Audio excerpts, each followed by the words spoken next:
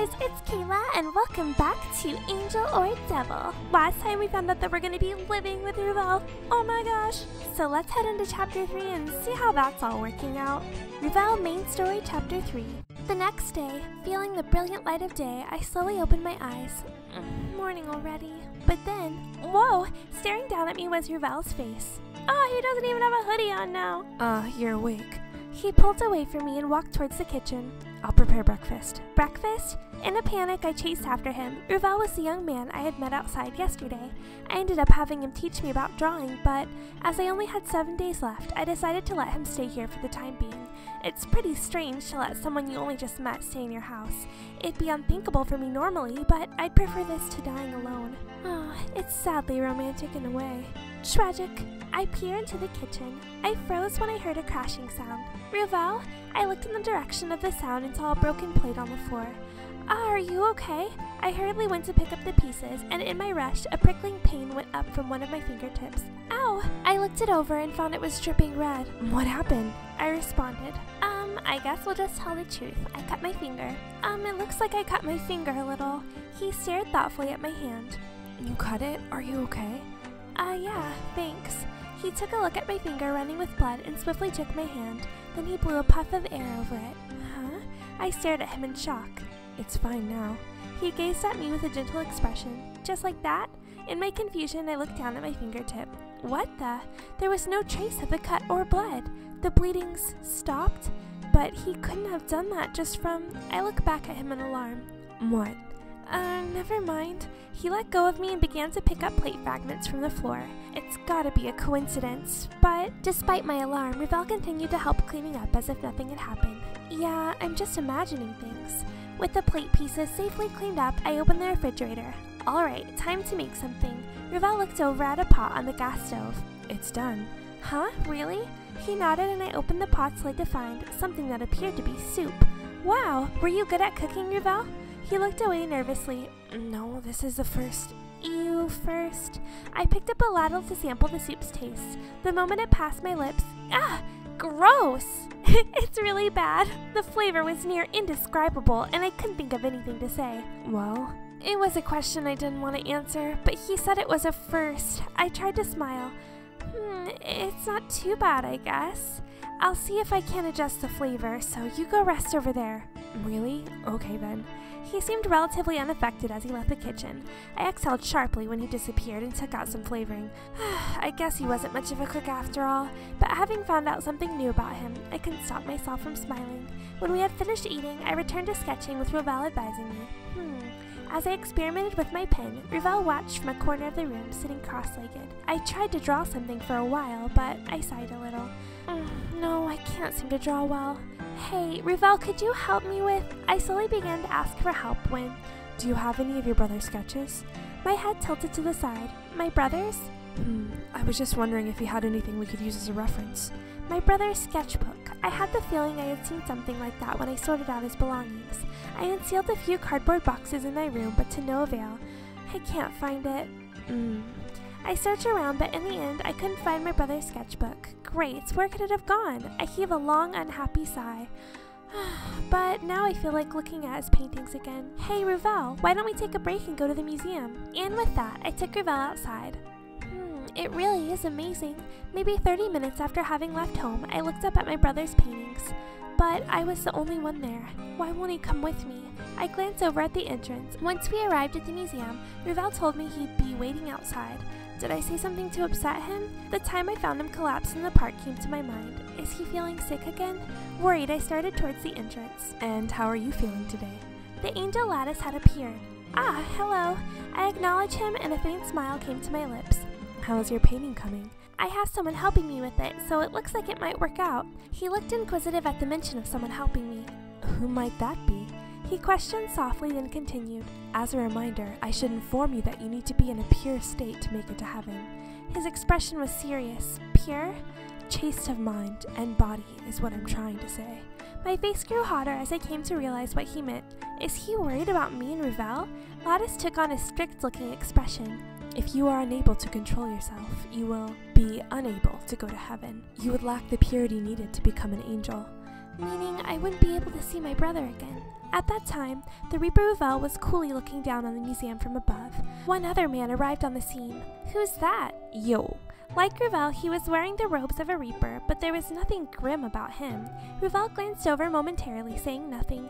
Perhaps he was acquainted with Ruvel, but he continued to smile brightly and came closer. Hey, come on. You at least know how to say hello, don't you, Ruvel? What do you want with me? He shaded his eyes with his right hand and looked down at the museum. Huh, is that girl your job this time? She looks pretty cute, huh? It looks like an angel's hanging out with her, though. That okay with you? Ruvel shifted and raised his scythe. If he starts anything, my scythe will end it. So I see. So what do you think? You feeling up to the task this time? As he spoke, he placed his arm around Ruvel's shoulder with overbearing friendliness. Why do you ask? The other man smiled bitterly at Ruvel's candid attitude. Come on, don't make a scary face like that. The man was Ruvel's superior, the Reaper Reiner. Normally, he would have been leaving Ruvel to go about his business, but he had a reason for coming. To be honest with you, I came to tell you what Mr. Hades told me. They said if you don't come back with a soul this time, you're fired. Fired? Yep, I mean seriously, Ruvel. We can never get motivated to work unless you like the soul. It's not like I don't understand where you're coming from. There are times when I think it's a pain too. But things are looking pretty bad. That's why I'm here to make sure you're working hard. Seeing Ruvel make no reaction, Reiner crossed his arms and sighed. Come on, you don't want the axe, do you? Ruvel. My name is Ruvel. Yeah. So you can't say your boss didn't tell you about this, Kay? Make sure you get that soul, Ruvel. And with that, Reiner left. As Ruvel watched him leave, he muttered quietly, Reaper, getting the axe. Are you not feeling good? I met up with Ruvel outside the museum to see how he was doing. If you're feeling sick, I'm sorry I didn't notice. No, not really. Are you sure? You look kind of sick when we were about to go inside the museum. Ruvel looked down at his feet. You don't need to worry about it. As if to cut off our conversation, he began to walk briskly away, and I gave chase. If he's moving this fast, I guess I don't need to worry. Ruvel and I stopped simultaneously. In the park we were passing through on the way home, we spotted a small cardboard box. The box was labeled, Free to a Good Home. Oh dear! Inside the box was a single kitten. Meow, meow. The shaky cry of the kitten melted my heart. Ah, how cute! Don't you think so, Ruvel? Ruvel, however, looked down with no visible interest. Maybe he doesn't like cats? Aw, kitty, did someone leave you here? I stroked the kitten's head. I'd love to take you in, but my house doesn't allow pets. But then a thought struck me. That's right. Even if I could take the kitten in, I only have a few days left to live. For a moment, my feelings sunk, but no, that's all the more reason I should do what I have while I still have time. Hey, Ruvel, could you wait here for a moment? Huh? I'm gonna go buy the kitten some food and milk. And with that, I left Ruvel behind and raced down the path we came. I've got some cat food, milk. Do I need anything else? With my objective complete, I rushed back to the park. I kind of worry about leaving Ruvel there. As luck would have it, my path took me right by an art supply store where I came to a stop. Actually, I'm gonna need a new sketchbook soon. I rushed into the art supply store. Perhaps a half hour later, back at the park, I looked around in confusion. Huh? Ruvel's not here. Neither is the kitten or its box. Well, we left him there a while. My panic was growing, but before long, I spotted Ruvel near a bench. Ah, Ruvel! I rushed over to him and found that he had drifted off to sleep sitting on the bench. And on his lap, the kitten slept curled into a ball. This is a terribly cute situation. I couldn't stop smiling. Of course, we can't stay around here all evening. I continued to watch Ruvel sleep, thinking over my options. Let's leave him be. He's sleeping awfully peacefully, thinking that I couldn't quite bring myself to wake him up. The kitten in his lap appeared to have noticed me, and it arched its back in a long stretch. Meow. I jokingly shushed it and stroked its head. Quiet now, Ruvel's sleeping. Meow?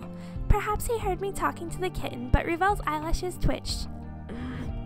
Whoops. Did you buy it? His eyelids opened slowly and my shoulders dropped. Sorry, did I wake you up?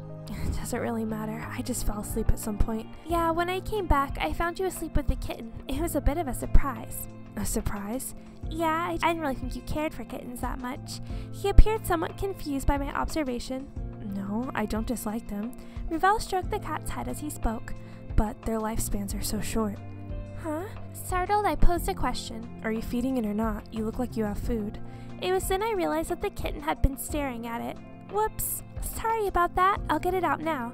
I hurriedly offered the kitten some food and milk. Hurf snarf. Giving the kitten's desperate pace of eating, it may not have eaten in some time. That's cute. A smile formed on my lips, and when I looked at Ruvel, he watched the kitten eat with a disturbingly sad expression. Ruvel? I called out to him and emotion left his face as he opened his mouth. Give it food and let's go. If you stay too long, you'll become attached to it. I dropped my shoulders uncomfortably. That night, I went back to my sketch pad, but my inability to draw well hadn't changed. I breathed a long sigh. I turned the page to begin drawing again, but then realized that the previous page had been the last. I'm glad I got a new sketchbook. Thinking this, I reached for my newly bought sketch pad when... Ruvel, who had been lying on the floor, had fallen asleep at some point. Recalling him sleeping on the bench in the park, my lips curled into a sort of exhausted smile. He'll catch a cold like this. I brought a bed linen over from my bed and placed it on him.